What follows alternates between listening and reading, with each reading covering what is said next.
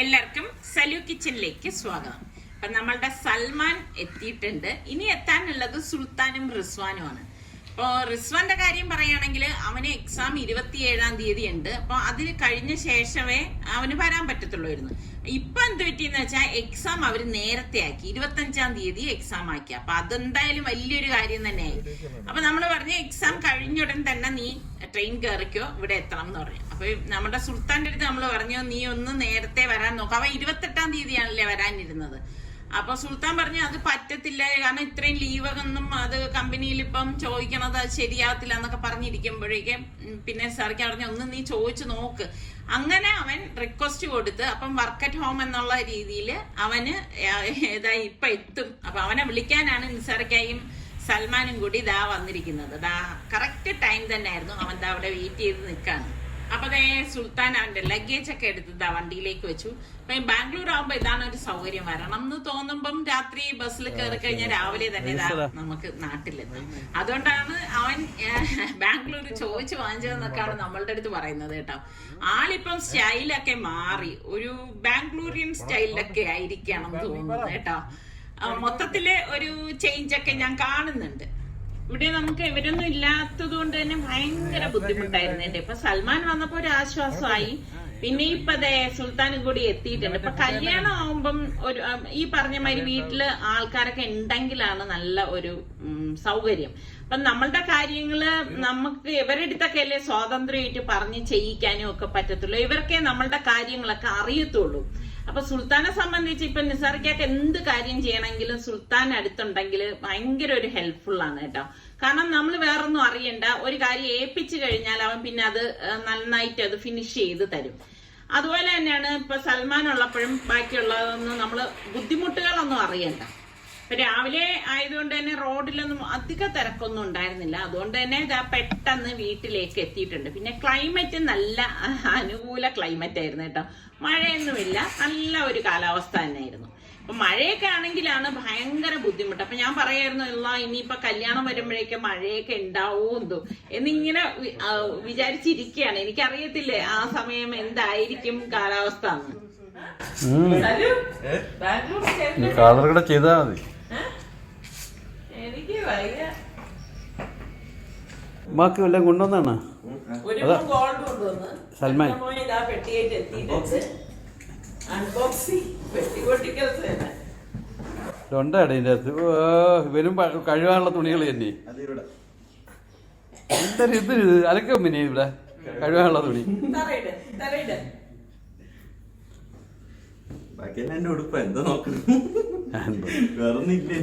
ബാംഗ്ലൂരിൽ നിന്നൊന്നും മാക്കില്ല.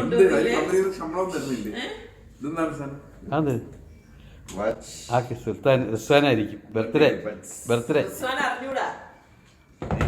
കണ്ടിട്ട് എല്ലാരും വിചാരിക്കരുത് സുൽത്താൻ മാത്രം വാങ്ങിച്ചാണെന്ന്.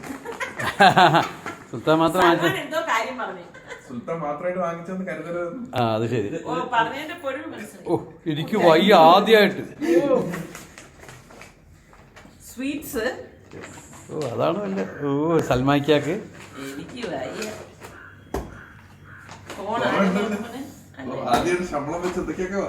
ആദ്യമായിട്ട് സുൽത്താൻ ആദ്യമായിട്ട് ആ ബില്ല് കൂടെ കൊണ്ടുവന്ന് കമ്പനിക്ക് അത് ഉമ്മാക്ക. ഞാൻ സുൽത്താനോട് പ്ലാൻ ചെയ്ത് റിസാന് വേണ്ടി വാങ്ങിച്ചാണ്. റിസാൻ അറിഞ്ഞൂടാ. റിസാൻ വിചാരിച്ചിരിക്കും നമ്മൾ ഇപ്രാവശ്യം ഒന്നും കൊടുത്തില്ല എന്ന് പറഞ്ഞാൽ ആ ഒരു ദേഷ്യത്തിലായിരിക്കും വരുന്നത്. നമ്മൾ അവൻ്റെ അടുത്ത് പറഞ്ഞില്ല ഒന്ന് വൈകുന്നേരം വരുമ്പോ കൊടുക്കാനായിട്ട്. ഇന്നിപ്പോ ഞാൻ വ്യത്യസ്തമായിട്ടുള്ള ഒരു പൂരിയാണ് റെഡിയാക്കാൻ പോണത്. അപ്പൊ അതിന് വേണ്ടിയിട്ട് 2 കപ്പ് ഗോതമ്പ് മാവും 1/4 കപ്പ് വറുത്ത അരിപ്പൊടിയും 1/4 കപ്പ് റവയും ഇട്ട് കൊടുക്കുന്നുണ്ട്. ഇതോടൊപ്പം തന്നെ ബേക്കിംഗ് പൗഡർ നമുക്കൊരു 1/4 ടീസ്പൂൺ, ബേക്കിംഗ് സോഡ അല്ല ബേക്കിംഗ് പൗഡർ വേണം ചേർത്ത് കൊടുക്കാം. എന്നിട്ട് ഇതുപോലെ ഒന്ന് മിക്സ് ചെയ്ത് കൊടുക്കാം. ജസ്റ്റ് ഒന്ന് സ്പൂൺ കൊണ്ട് ഇളക്കി കൊടുത്താൽ മതി. പിന്നെ ഞാനിവിടെ 1/4 കപ്പോളം നല്ല കട്ടിയുള്ള തൈര് എടുത്തിട്ടുണ്ട്. ഇതോടൊപ്പം തന്നെ ഞാനിവിടെ വെറൈറ്റിക്ക് വേണ്ടിയിട്ട് ഒരു മുട്ടയാണ് പൊട്ടിച്ചൊഴിച്ചു കൊടുക്കുന്നത്. ഇതിന് മുമ്പ് ഉണ്ടാക്കിയാലൊന്നും ഞാൻ മുട്ട അധികം ചേർത്തിട്ടില്ലായിരുന്നു കേട്ടോ. എന്നിട്ട് പാകത്തിനുള്ള ഉപ്പും 1 ടീസ്പൂൺ പഞ്ചസാരയും കൂടി ഇട്ടിട്ട് എല്ലാം ചേർത്തിട്ട് ആദ്യം ഒന്ന് മിക്സ് ചെയ്ത് കൊടുക്കാം. ഇതുപോലെ മിക്സ് ചെയ്തെടുത്ത ശേഷം മാത്രമേ നമ്മൾ ഇതിലേക്ക് വെള്ളം ചേർത്ത് കുഴച്ചെടുക്കാവൂ. ഇപ്പൊ മാവ് കുറവാണെങ്കിൽ ചിലപ്പോൾ ഈ മിക്സിങ് തന്നെ മതിയാവും. അപ്പൊ ഞാൻ ദാ ഇവിടെ ഇങ്ങനെ കയ്യിൽ എത്ര 1 ടേബിൾ സ്പൂൺ വെള്ളം എന്ന് പറയാം, അത്രയും മാത്രമാണ് ചേർത്തിട്ട് ഒന്ന് ടൈറ്റ് ആയിട്ടാണ് കുഴച്ചെടുക്കുന്നത് കേട്ടോ.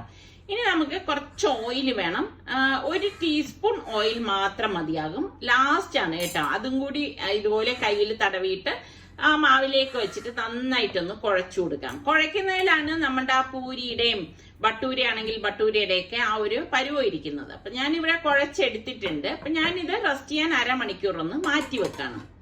അപ്പൊ ഈ സമയം ഞാൻ ഒരു വെറൈറ്റി കടലക്കറി ഉണ്ടാക്കാൻ പോകണം. അപ്പൊ ഞാൻ ഈ കറുത്ത കടലയും വെള്ളക്കടലയും വേവിച്ച് ഫ്രീസറിൽ വെച്ചിട്ടുണ്ടായിരുന്നു കേട്ടോ. അപ്പൊ രണ്ടും കുറേശ്ശേ ഉള്ളത് കൊണ്ട് ഞാൻ അത് രണ്ടും ഒരുമിച്ചിട്ടാണ് വേവിക്കുന്നത്. അപ്പൊ അതിൽ നിന്ന് രണ്ട് കടലയിൽ നിന്നും കുറേശ്ശെ എടുത്തിട്ട് മിക്സിയുടെ ജാറിലിട്ട് ആദ്യം ഒന്ന് അടിച്ചെടുക്കും. ദാ ഇതുപോലെ ഒരുപാട് അങ്ങ് മഷി പോലെ അരയ്ക്കണ്ട. എന്നിട്ട് 2 തക്കാളി ഇതാ അതിന്റെ മൂട്ടില് ഒരു ക്രോസ് ചെയ്ത ശേഷം ഒന്ന് തിളച്ച വെള്ളത്തിലേക്ക് ഇട്ടിട്ട് ഒന്ന് വേവിച്ചെടുക്കാണ്. പാനിലേക്ക് നമുക്ക് 2 ടേബിൾ സ്പൂൺ ഓയിൽ ഒഴിച്ചിട്ട് ഞാൻ 1 ടേബിൾ സ്പൂൺ ഇഞ്ചി വെളുത്തുള്ളി പേസ്റ്റ് ഇട്ടിട്ട് ഫ്ലെയിം ഒന്ന് കുറച്ചിട്ടാണ് ഇതൊന്ന് ഇളക്കി കൊടുക്കണം കേട്ടോ. എന്നിട്ട് നമുക്ക് കുറച്ച് കുരുമുളക്, പട്ട, ഗ്രാമ്പു, ഏലക്ക ഉണ്ടെങ്കിൽ ഏലക്കയും ചേർത്ത് കൊടുക്കാം. എന്നിട്ട് ഈ വേവിച്ച തക്കാളി ഞാൻ തോല് കളഞ്ഞിട്ട് ഒന്ന് കട്ട് ചെയ്തെടുത്തതാണ് കേട്ടോ. അപ്പൊ അതും കൂടി ഇതിലേക്ക് ഇട്ടിട്ട് ഒന്ന് വഴറ്റി കൊടുക്കാണ്. വഴറ്റിയ ശേഷം ഞാൻ ഇതിലേക്ക് dry mango powder, amchur powder ഇല്ലേ, അതായത് മാങ്ങയുടെ പൊടിയാണ്, അതും മുളക് പൊടി, മല്ലിപ്പൊടി, മഞ്ഞൾപ്പൊടി, ഗരം മസാല പൊടി, കുരുമുളക് പൊടി, പാകത്തിനുള്ള ഉപ്പ്. ഈ പൊടികളുടെയൊക്കെ അളവ് നമുക്ക് എടുക്കുന്ന കടലയുടെ പാകത്തിന് എടുത്തു കൊടുത്താൽ മതി കേട്ടോ. അതുപോലെ ഡ്രൈ ആംചൂർ പൗഡറിന്റെ പൊടിയുടെ അളവ് കൂടണ്ട, കൂടിക്കഴിഞ്ഞാൽ ടേസ്റ്റ് ഉണ്ടാവില്ല. ഇനി നമ്മൾ ഈ അരച്ചു വെച്ചിരിക്കുന്ന ഈ കടലയുടെ കൂട്ടുണ്ടല്ലോ, അതും കൂടി ഇതിലേക്ക് ഇട്ടിട്ട് ഞാൻ ജസ്റ്റ് ഇതുപോലെ ഒന്ന് ഇളക്കി കൊടുത്തിട്ട് കുറച്ച് വെള്ളം ആ മിക്സിയുടെ ജാറിലേക്ക് ഒഴിച്ചിട്ട് ഇതിലേക്ക് ഒഴിച്ചു കൊടുക്കാണ്.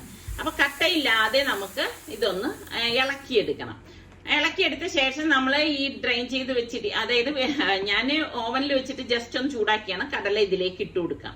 ഇട്ട് കൊടുത്തിട്ട് ഒന്ന് ഇളക്കി കൊടുക്കാം. അപ്പൊ നമ്മള് ഈ കടലയൊക്കെ വേവിച്ച് ഫ്രീസറിൽ വെക്കുകയാണെങ്കിൽ നമുക്ക് ഇതുപോലെ എളുപ്പത്തിൽ കറികളൊക്കെ ഉണ്ടാക്കിയെടുക്കാൻ പറ്റും. പിന്നെ ഞാൻ കുറച്ച് കസൂരി മെത്തിയും ഇഞ്ചിയും പച്ചമുളകും ഒന്ന് അരിഞ്ഞത് ഇതിലേക്ക് ഇട്ട് കൊടുക്കണം. കണ്ടോ, പെട്ടെന്ന് നമുക്ക് ഈ ഒരു കറി തയ്യാറാക്കി എടുക്കാവുന്നതാണ്. അപ്പൊ ഇതിന് പാടൊന്നുമില്ല. നമ്മള് ഇതുപോലെ ഒന്ന് വേവിച്ച് വെക്കുന്ന ആ ഒരു പാട് മാത്രമേ ഉള്ളൂ കേട്ടോ. എല്ലാവർക്കും നമുക്ക് കടല വെള്ളത്തിൽ ഇടാനും വേവിച്ചെടുക്കാനും ഒക്കെയാണ് ശരിക്കും പറഞ്ഞാൽ മടി ഉണ്ടാകുന്നത്. അപ്പൊ ഇതുപോലെ തിളയ്ക്കുന്ന സമയത്ത് ഞാനിവിടെ 1/4 കപ്പോളം തേങ്ങാപ്പാൽ, നല്ല കട്ടിയുള്ള തേങ്ങാപ്പാൽ എടുത്തിട്ട് അതും കൂടി ഇതിലേക്ക് ഒഴിച്ചു കൊടുക്കുമ്പോൾ അടിപൊളി കടലക്കറിയാണ് കേട്ടോ. ശരിക്കും പറഞ്ഞ ഒരു വെറൈറ്റി ടേസ്റ്റ് തന്നെയാണ്. കുറച്ച് എരിവ്, കുറച്ച് പുളിപ്പൊക്കെ ഉള്ള നല്ല ഒരു കടലക്കറി തന്നെയാണ്. അപ്പൊ ഈ ട്രൈ ചെയ്യാത്തവർ ഈ രീതിയിലൊന്ന് ട്രൈ ചെയ്ത് നോക്കണം കേട്ടോ, എങ്ങനെയുണ്ട്, നിങ്ങൾക്ക് ഇഷ്ടപ്പെടാമെന്നൊക്കെ ഉള്ളത്. അതുപോലെ തന്നെ ഇത് നമ്മൾ ചൂടോടെ കഴിക്കാനാണ് ടേസ്റ്റ് കൂടുതൽ. പിന്നെ ഗ്രേവി വേണ്ടവരാണെങ്കിൽ നമുക്ക് കുറച്ചുകൂടി തേങ്ങാപ്പാൽ ഒഴിച്ചു കൊടുക്കാം. ഇവിടെ ഇപ്പൊ നമുക്ക് ഈ പൂരി ആയതുകൊണ്ട് തന്നെ നമുക്ക് ഗ്രേവിയുടെ ആവശ്യമില്ല, ഇങ്ങനെ കുട്ടി കഴിക്കുന്നതാണ് ടേസ്റ്റ് കൂടുതൽ. അപ്പൊ കുറച്ച് മല്ലിയില ചെറുതായിട്ട് അരിഞ്ഞതും കൂടി ഇതിലേക്ക് ഇട്ട് കൊടുക്കാം. അപ്പൊ ഇനി നമുക്ക് ഈ പൂരി ഒന്ന് തയ്യാറാക്കിയെടുക്കാം. അപ്പൊ ഈ മാവ് ഇതുപോലെ ഒന്ന് കുഴച്ചെടുക്കണം. ഒന്നും കൂടി ലാസ്റ്റ് ഒന്ന് കുഴച്ചെടുത്തിട്ട് നമുക്ക് ആവശ്യത്തിനുള്ള ഉരുളയാക്കി ഉരുട്ടിയെടുക്കാം. അപ്പൊ ഞാൻ എളുപ്പത്തിന് വേണ്ടിയിട്ട് ചപ്പാത്തി പ്രസ്സിൽ വെച്ചിട്ട് ഇതുപോലെ ഒന്ന് പ്രസ് ചെയ്തെടുക്കുകയാണ് ചെയ്യണത് കേട്ടോ. അതാകുമ്പോ നമുക്ക് നല്ല എളുപ്പമല്ലേ ഉണ്ടാക്കിയെടുക്കാൻ. അപ്പൊ പരത്താൻ താല്പര്യമുള്ളവരാണെങ്കിൽ പരത്തിയിട്ടും എടുക്കാം. അപ്പൊ ഇതുപോലെ എടുത്ത ശേഷം നല്ല ചൂടായ എണ്ണയിലേക്ക് നമുക്ക് ഇതൊന്ന് ഇട്ട് കൊടുക്കാം. പിന്നെ ഞാനിപ്പോ ഇത് പൂരി ഒരു ഇച്ചിരി പരന്ന ഒരു പാനിലാണ് എണ്ണ ഒഴിച്ച് എടുക്കണത്. ശരിക്കും നമ്മുടെ ഇരുമ്പുചട്ടിയിൽ നമ്മൾ എണ്ണ ഒഴിച്ചിട്ട് എടുക്കുകയാണെങ്കിൽ കുറച്ചുകൂടി നന്നായിട്ട് വേഗത്തിൽ പൊള്ളി വരും കേട്ടോ. അങ്ങനെ ഒരു കാര്യമുണ്ട്. ഇതിപ്പോ പരന്ന് കിടക്കുന്നത് കൊണ്ട് അതിൽ മുങ്ങി കിടക്കത്തക്ക രീതിയിലുള്ള എണ്ണയില്ല, എന്നാലും കുഴപ്പമില്ല. കണ്ടോ, പൊന്തി വന്നോളൂ. പിന്നെ ഈ ഒരു പൂരിയുടെ ഗുണം എന്താന്ന് വെച്ചാൽ ഒട്ടും എണ്ണ കുടിക്കോ ഒന്നും ചെയ്യത്തില്ല. സാധാരണ നമ്മൾ പൂരിയൊക്കെ ഉണ്ടാക്കുമ്പോഴേക്ക് എണ്ണ കുടിക്കുക, നമ്മളിങ്ങനെ എന്ത് പറയാൻ, കയ്യിലൊക്കെ എണ്ണയാവും. അപ്പൊ നമുക്ക് കഴിക്കുമ്പോ തന്നെ ഒരു മടുപ്പ് തോന്നും എണ്ണ കാണുമ്പോൾ. പക്ഷെ ഇതങ്ങനെയല്ല. പൊരിച്ചിട്ട് നിങ്ങൾ നോക്കി നോക്കൂ, കുറച്ച് കഴിഞ്ഞ് നമ്മൾ നോക്കുമ്പോഴേക്കും അതിൽ ഒട്ടും എണ്ണ ഉണ്ടാവത്തില്ല. അതുകൊണ്ട് തന്നെ നിങ്ങൾക്ക് തീർച്ചയായിട്ടും ഇത് ട്രൈ ചെയ്യാം. അപ്പൊ ഞാൻ ഈ പൂരി പൊങ്ങി വരാൻ വേണ്ടിയിട്ട് ഇങ്ങനെ എണ്ണ അതിന്റെ മീതെ ഒന്ന് ഒഴിച്ചു കൊടുക്കാണ്. ഇതുപോലെ അതിലുള്ള എണ്ണ തന്നെ ഒന്ന് ഒഴിച്ചു കൊടുത്തിട്ട് അതൊന്ന് തിരിച്ചിട്ട് കൊടുക്കും. അപ്പൊ നമ്മൾ ഒരു ഫ്ലെയിം ഒന്ന് കുറച്ച് വെച്ച ശേഷം വേണം നമ്മളിത് തിരിച്ച് മറിച്ചു വിട്ടെടുക്കാനുള്ളത്. അപ്പൊ നല്ല പൊന്തി വരും കേട്ടോ. നല്ല, അതായത് ഇത് തണുത്താലും അങ്ങ് താന്ന് പോകത്തില്ല, ഇതുപോലെ തന്നെ ഇരിക്കും. അപ്പം പിള്ളേരൊക്കെ ക്ഷീണം കൊണ്ട് കിടക്കുകയാണ്. അപ്പൊ നിസാറിക്കായാണ് ഇന്നിപ്പോ ഒറ്റയ്ക്കിരുന്ന് ബ്രേക്ക്ഫാസ്റ്റ് കഴിക്കുന്നത്. ഞാനും ഇപ്പൊ അതാ കൂട്ടത്തിൽ ജോയിൻ ചെയ്തിട്ടുണ്ട്. എന്റെ 2 പൂരിയാണ് അത് കേട്ടോ, നിസാറിക്കടത് 3 പൂരി. അത് ഞാൻ എളുപ്പത്തിന് വേണ്ടി ഒരു പ്ലേറ്റിലേക്ക് വെച്ച് കൊണ്ട് വന്നേ ഉള്ളൂ. അങ്ങനെ വൈകുന്നേരം ആയപ്പോഴേക്കും നമ്മളിതാ റിസ്വാനെ വിളിക്കാനായിട്ട് പോകണം. അവന്റെ ട്രെയിന് എപ്പോഴും വരുന്ന അതേ ട്രെയിനിൽ തന്നെയാണ് അവൻ വന്നിരിക്കുന്നത്. അപ്പൊ ഞങ്ങൾ പറഞ്ഞു നീ നേരത്തെ എത്താണെങ്കിൽ അവിടെ നിൽക്കാനായിട്ട് പറഞ്ഞു. ഇപ്പൊ നേരത്തെ ഒന്നും ആവത്തില്ല, കറക്റ്റ് ടൈം തന്നെയാണ്. അപ്പൊ നമ്മൾ ആ കറക്റ്റ് ടൈമിൽ റെയിൽവേ സ്റ്റേഷനിലേക്ക് എത്തിയിട്ടുണ്ട്. ശരിക്കും പറഞ്ഞാൽ നല്ല സന്തോഷം ഉണ്ട് കേട്ടോ. കാരണം ഒരുപാട് നാളിന് ശേഷമാണ് ഞങ്ങൾ 5 പേരും ഒന്നിച്ച് ഉണ്ടാവുന്നത്. ഇപ്പൊ കുറെ നാളായിട്ട് ഓരോരുത്തർ മാത്രമേ ഉണ്ടാവൂ. നമ്മുടെ റിച്ച് വരുന്നത് കണ്ടോ. ശരിക്കും ഭയങ്കര ഒരു സന്തോഷമുണ്ട് കേട്ടോ അവൻ കൂടി വന്നപ്പോഴേക്ക്.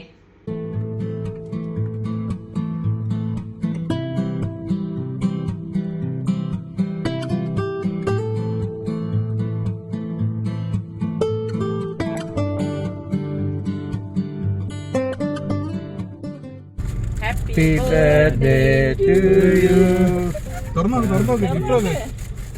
Oh my god. ബിരിയാണി. അങ്ങനെ ഇപ്പൊ പഴയത് കണക്ക് അല്ലേ, നമ്മുടെ വീട്ടും എല്ലാരും ഒന്നിച്ചു. അൽഹംദുലില്ലാ ഇപ്പൊ നമ്മളെല്ലാവരും ഒന്നിച്ചു വന്നു. സുൽത്താനെ കണ്ടില്ല. അപ്പൊ ഇപ്പൊ ഫസ്റ്റ് ഗിഫ്റ്റ് നടന്നല്ലേ ബിരിയാണി. ഇങ്ങനെ സന്ദർഭം വരുമ്പോഴാണ് വലിയ വണ്ടി വേണ്ടത്. അല്ലാത്തപ്പോ നമുക്ക് നമ്മളെ വണ്ടി മതി. ആ വണ്ടി പോരാ, അതും ഇതൊക്കെ തന്നെ. ഇപ്രാവശ്യം ബർത്ത്ഡേ ആണ് നിന്റെ കലക്കം ബർത്ത്ഡേ. നോക്ക് ഫ്രണ്ടില് സൽമായിക്കാട് എന്തിരിക്കും നോക്ക്. നോക്ക് നോക്ക് നോക്ക്. ഇതല്ലേ എണിക്കാ? എല്ലാം എണിക്കാ? ഓ വിശ്വസിക്കാൻ പറ്റില്ല. എന്താ വാച്ച്? എന്താണ് ഇയർബഡ്സ് ഊതാ അത്ര പറഞ്ഞ മോഡലല്ലേ? അതിരിക്കട്ടെ, ഇത് ആരെയാ തന്നിരിക്കുന്നത്? സൽമാൻ. ഓ 2 ഇക്കമാര്. സോറി 2 ഇക്കമാര്. ഇയർഫോൺ ഈ മോഡലല്ലേ നീ പറഞ്ഞേ? അത് മാറ്റി വാങ്ങിക്കണം. അതുകൊണ്ടാണ് ഇത് തന്നെ. Watch thanks. My God. ഇപ്പോഴത്തെ ഈ സ്വഭാവമൊക്കെ അങ്ങ് മാറും. ഇതുകൊണ്ടാ ഇക്കമാര് ഉള്ള ജോലിയുള്ള ഇക്കമാരുള്ള ഇത് ഫാമിലിയിൽ ജനിക്കണമെന്ന് പറയുന്നത്. വാച്ച് കാണിച്ചു കൊടുത്തേ. എന്താ വാച്ചാ? വാച്ച്. It's of. കവർ നോക്കട്ടെ. മറ്റേതാ ഇനി മറ്റേതെന്താ നോക്ക്. ഇയർബഡ്സ് പാട്ട് കേൾക്കണ വയറില്ലാത്ത. എന്നിട്ട് സ്പ്രേ. അപ്പൊ ഇതാണ് നീ എപ്പോഴും ഓർക്കുന്ന ബർത്ത്ഡേ ആകും. ഈ ബ്രദേഴ്സ് കോളേജിൽ നിന്ന് മുട്ടായി കിട്ടി. ഈ ബ്രദേഴ്സ് ഉള്ളത് നല്ലതാണല്ലേ. ചെലപ്പം എനിക്ക് ഇവര് വാങ്ങിച്ചു തരുമ്പോ എനിക്ക് കൊതി തോന്നുന്നുണ്ട് എനിക്കും ബ്രദേഴ്സ് ഉണ്ടായിരുന്നെങ്കിലെന്ന്. ഉമ്മയുടെ ബർത്ത്ഡേ ഗിഫ്റ്റ് ആണത്. അതാണ് വില കൂടി. എന്താണ് മന്തി ബിരിയാണിയാണ്. മന്തി ബിരിയാണി അല്ല, ബോംബെ ബിരിയാണി.